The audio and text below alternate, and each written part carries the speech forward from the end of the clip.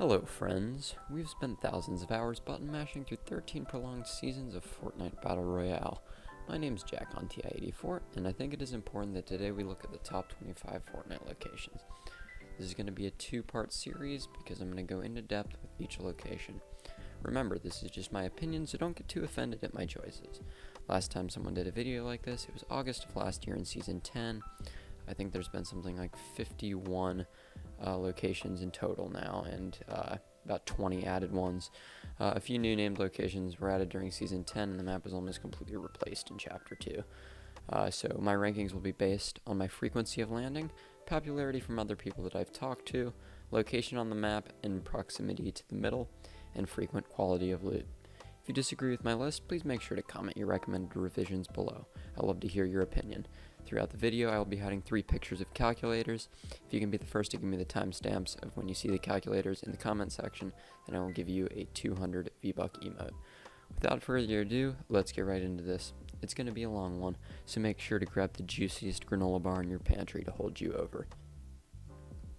Okay, to start my list at number 25, I've chosen a location on the map that was added in Chapter 2. It was the northmost location on the map until the yacht was added. This location, Craggy Cliffs, obtained its name from the cliffs on its east side. Craggy Cliffs has 19 available chests, making it a great place to land. Since it's on the edge of the map, it doesn't often get the attention that it deserves. If you aren't the most competitive player, this is a great place to land because you can almost guarantee it won't be crowded. Currently, Craggy Cliffs might not be the greatest place because it's under a couple feet of water. Usually when there's no water, it's difficult with transportation as well. Hopefully when the water line shrinks, we will have our little seaside town back for a good drop. Going into number 24, we have Flush Factory. Flush Factory was a factory that manufactured toilets and other machinery dating back to Chapter 1. Flush Factory was an iconic spot on the map due to the toilet pedestal in front of the factory. You could expect as many as 10 chests, making it a great drop for a squad or two. If there were a few enemies here, it would make for a great fight due to the conveyor belt tunnel and different locations to hide.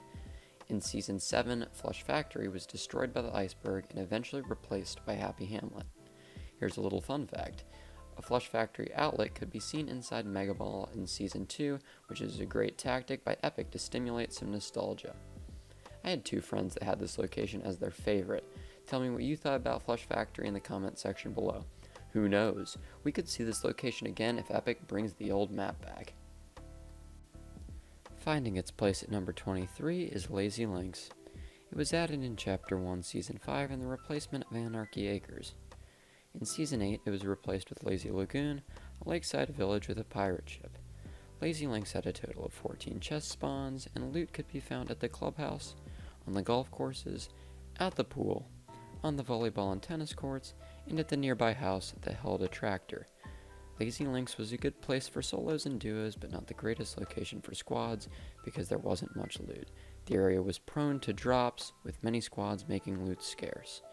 In Tier 27 of Season 5, one could get the golf ball emote, and you could play golf on the Lazy Links golf course. I don't think that the ability to play golf was important, but it definitely showed that Epic was keeping this area of the map highly relevant. Moving on to number 22, I have chosen Holly Hedges. Holly Hedges was introduced in Chapter 2 and is still highly relevant today. Holly Hedges consists of a total of 14 chests that can be found in and around the 6 houses in the area. In the center of the map is a plant store, which includes a chest or 2 as well. This area is not higher on my list due to how overcrowded it is.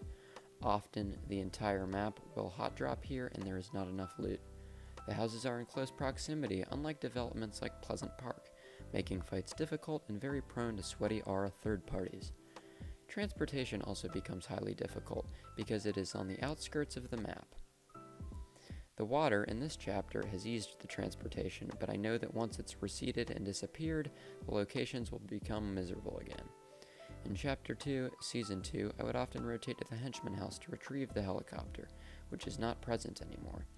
I would not mind seeing Holly Hedges replaced by a cooler, more unique location in a later season. For number 21, I chose the Fortilla. The area has 5 outskirt buildings with a central structure containing the vault and helicopter. The Fortilla is a highly appealing drop due to its god loot and whopping 31 chests to provide loot for multiple squads. The mythic Chug Jug and Burst are game changers and allow you to defend and heal yourself from waves of slimy Dorito-fingered controller playing 8-year-olds. I do not want to rate the whole area based just off of the god loot. The area is still partially underwater, making for great transportation to other areas of the map, but the water makes fighting difficult. I also do not think it's necessarily fair to completely rate the Fortilla because we've only had a couple of weeks to fully discover its true potential. I would also love to gauge the public's reaction. Is it Fortilla or Fortilla, like a tortilla? Leave a comment down below what you think. Coming in hot on my list at number 20, we have Lucky Landing. I feel that this was one of my more controversial placements because it was relatively unpopular. It contained 17 chests that were in and around the beautiful Asian-themed complex. There were 8 separate structures to land and loot, as well as a beautiful central park area with a brilliant pink cherry blossom tree that had a chest located in the center. You could also rotate to the nearby Japanese shrine to scoop up some extra loot. Luckily, usually didn't have many competitors, leaving it to be one of my favorite arena drops. Unfortunately, it was usually located on the storm barrier, and transportation was difficult, until the Quad Crasher's introduction in the northernmost building in Season 7, and the addition of wind tunnels in Season 10. If you've reached the end of the video, thank you so much for watching.